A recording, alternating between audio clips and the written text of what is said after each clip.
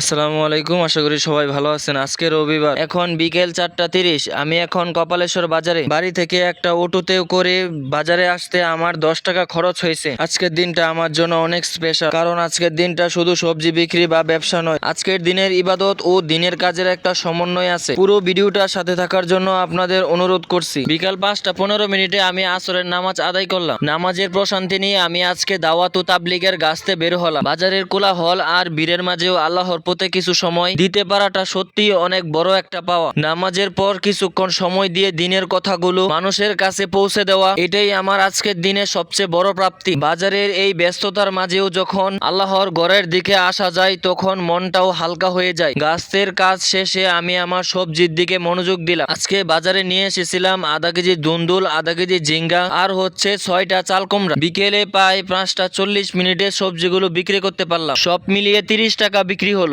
বাজারের অবস্থা আপনারা জানেন, সব সময় সবজি বিক্রি হয় না, তবুও আলহামদুলিল্লাহ যা কিছু বিক্রি হয়েছে তাতেই আমি খুশি। পরিশ্রম তো করতেই হবে, বাকিটা আল্লাহর উপর। আলহামদুলিল্লাহ দীর্ঘক্ষণ অপেক্ষার পর 6:30 আমার বাকি সবজিগুলা বিক্রি হলো। 2টা বড় চাল কুমড়া আমি 70 টাকায় বিক্রি করতে পেরেছি। আজকের এই বিক্রিটা আমার কাছে অনেক বড় একটা পাওয়া। সারাদিন পরিশ্রমের পর যখন এভাবে কাস্টমার পাওয়া যায়, তখন ক্লান্তি যেন নিমিষেই দূর হয়ে যায়। সব মিলিয়ে আজকে আমার 100 টাকা বিক্রি হলো। আমি সত্যিই অনেক খুশি। ঘড়ির কাঁটায় সাই দিচ্ছে আজ এই পর্যন্তই। কপালেশ্বর বাজারের ব্যস্ততার ভিড়ে কখন যে দিনটা ফুরিয়ে এলো বুঝতেই পারি নাই। আজকের দিনটা আমার কাছে কেবল একটা ব্যবসার দিন ছিল না, ছিল একটা দারুণ প্রাপ্তির অভিজ্ঞতা। সকালে শুরুটা হয়েছে ব্যবসার হিসাব নিকাশ দিয়ে, কিন্তু দিনের বেলা সেই ব্যস্ততাকেই সঙ্গী করে খুঁজে নিয়েছি ইবাদতের প্রশান্তি। বাজারের কোলাহলের মাঝেই মনে মনে আল্লাহর জিকির আর দিনের পথে থাকার চেষ্টা। সত্যি বলতে এই মানসিক প্রশান্তিটুকু না থাকলে হয়তো দিনটা এত সুন্দর হতো না। আর সব শেষে দাওয়াত ও তাবলীগের গাছ,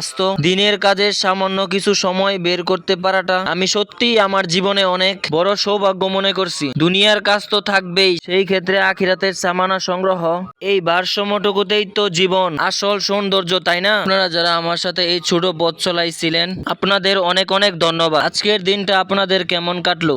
ব্যস্ততার মাঝে কি একটু সময় পেরেছেন নিজের জন্য বা প্রিয় কোনো কাজের জন্য?